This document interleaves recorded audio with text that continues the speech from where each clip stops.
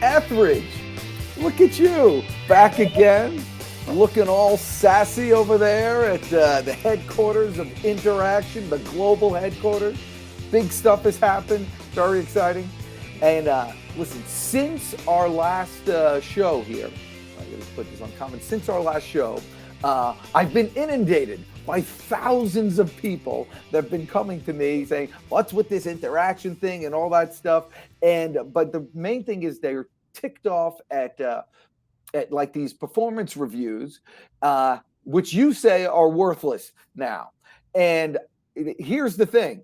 You might say they're worthless because you've been working forever and you've been around the block and you know all this stuff and you know how to work the system.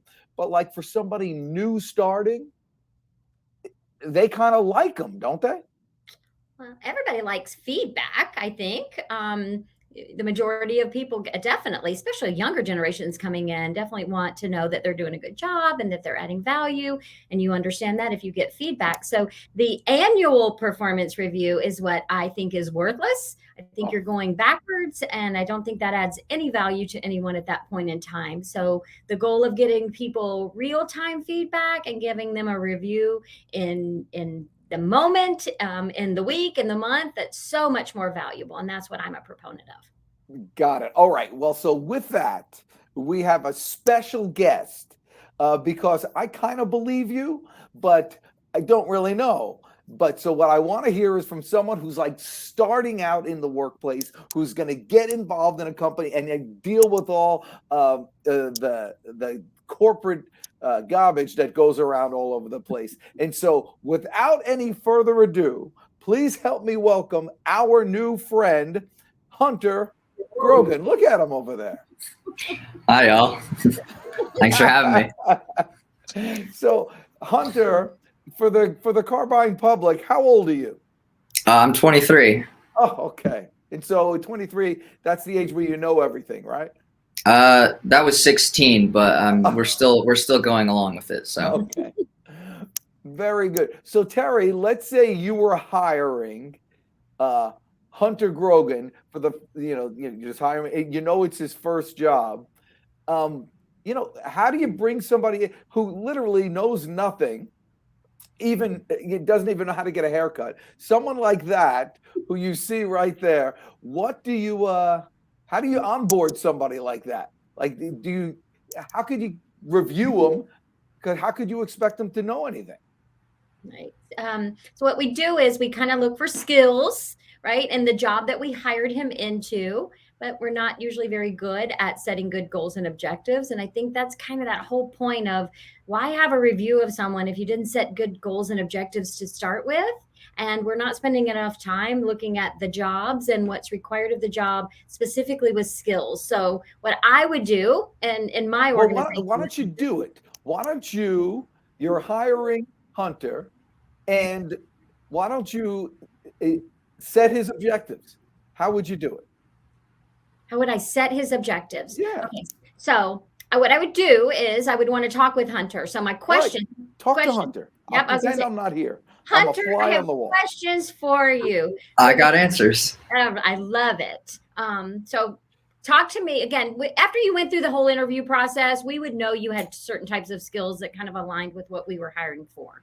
But as far as the goals and objectives for you to be successful in the job, one of the questions I have for you would be, what do you think are your greatest strengths, and what are those that you would like to use in the job? Well, personally speaking, I would call myself a very scientifically inclined individual, meaning I'm quite methodical. And if you know anything about the scientific process, you know that despite how very much gradual and incrementally slow the steps are always going in a forward direction. There will never be a point in time where you're moving backwards from where you start at. And I personally believe that's quite a valuable skill, especially with all of the inefficiencies clouding multiple workplaces across multiple dimensions of everything. So I personally believe that. Very cool. So from a learning skills that you would like to learn, are there any that you know offhand that you would want to work on? I suppose becoming more adaptable with technology, and not so much. I'm not so much saying that I am not technologically inclined, but being able to transfer skills more efficient in a more efficient manner across different mediums of, say, like software or communications, or maybe even just from two similar platforms. Awesome. And then talk to me a little bit about feedback. How do you like to both give and receive feedback? Well, personally, I think honesty is the best policy. I would rather someone tell it to me straight so that I can improve right away, rather than someone euphemize everything for the sake of surface level friendliness. I think there's a reason why it's called work and not play. And while I do think we should be cognizant of people's feelings, I don't think we should compromise progress for it.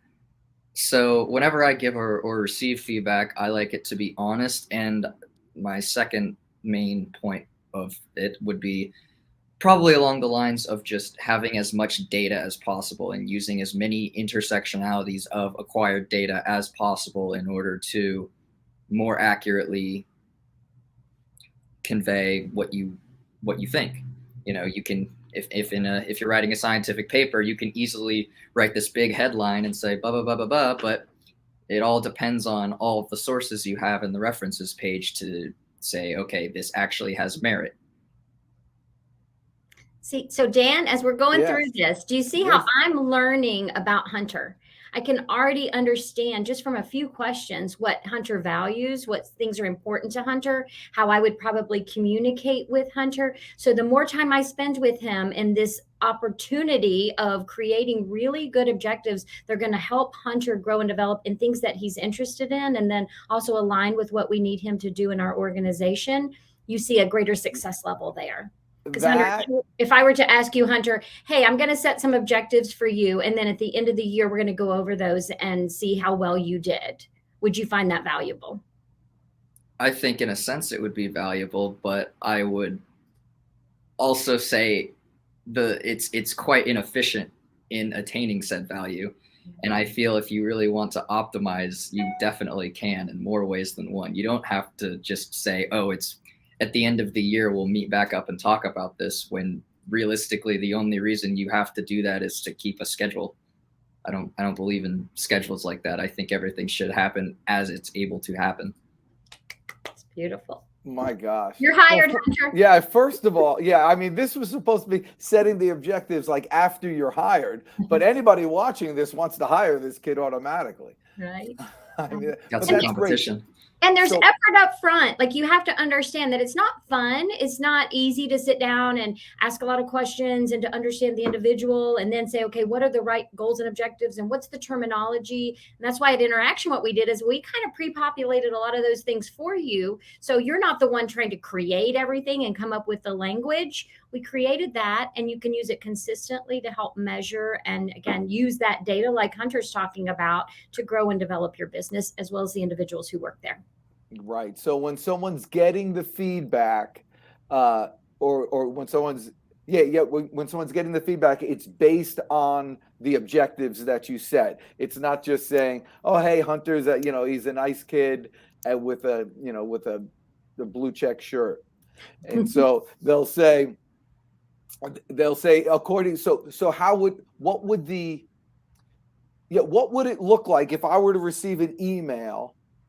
Just give me an idea of what it would say for me to kind of review after my interaction with Hunter. So at intHRaction, we have a couple of options. So one, we collect information about presence. So if you were in engagement, if you were in a meeting with Hunter, there's a survey that would come out, single click, that's going to ask you, hey, what was Hunter's presence like? Was he engaged? Was he participative? And that kind of gives you some insight into his engagement. Right? So it's a one click. So I do it, I press one thing, and then I go about my business. One click. And then as those interactions are happening over a period of time, then you're going to get some opportunities to give feedback on Hunter on the actual goals and objectives that were set for him. So one of those might have been collaboration. So we know Hunter is very methodical in his approach to things, very scientific in his mindset, and partnering with other people on the team and sharing his knowledge and skills is something we wanted him to work on. So you might get one for him that says collaboration.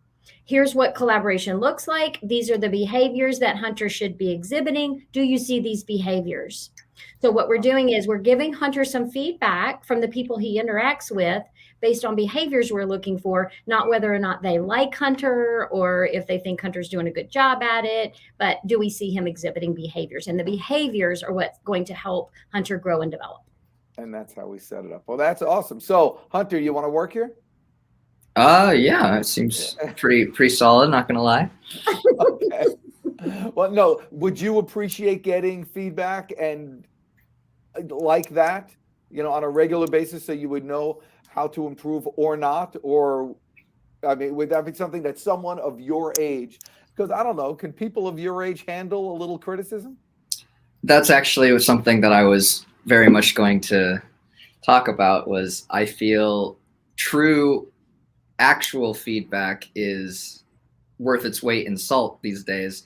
No one really in today's social climate wants to be honest if it is an opinion that may be considered controversial or unideal. But I feel that actually getting consistent and honest feedback is what is really going to separate the chaff. It makes a lot of sense to just say, hey, maybe toughen up, get a callus or two, and realize, yeah, it's going to be an abrasive comment sometimes, but at least you know what you're doing and what you're not. So that sounds fantastic to me. Well, I tell you, that's perfect and a great point for interaction. I got to tell you, Hunter, you are the oldest 23-year-old. You're like you're in a 45-year-old body. Well, if this is a 45-year-old body, call me Rob Lowe. Dang, the kid's too quick. Unbelievable. You're reaching the point of being actually unbedegeable. Terri, this has been awesome. Again, thanks a lot. You're helping me and you're helping a lot of people. Hunter, your future is as high as you want to go. Hey, nothing stopping you, hotshot. Appreciate you both coming here. We'll see you next time. Thanks a lot. Thanks so much.